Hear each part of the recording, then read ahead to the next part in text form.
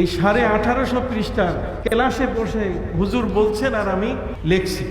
এই যে কপিটা, এই মাসওয়াদা যেটা, এটাও দারুন নাজাতে আমি দিয়ে গেলাম। এটা আমার জীবনের একটা স্মৃতি। পৃথিবীর সবচেয়ে বড় হাদিসের শ্রেষ্ঠ কিতাব বুখারী, সেই বুখারী যার কাছে পড়েছি, ওস্তাদদের এখানে তাকরীর, ওনারা যা বলেছেন ওনাদের কথাগুলো আমি লিখে রাখছি। আমি তোমাদের জন্য এটা লিখে গেলাম, তোমরা মাঝে মাঝে এই পৃষ্ঠাগুলো উল্টাবে।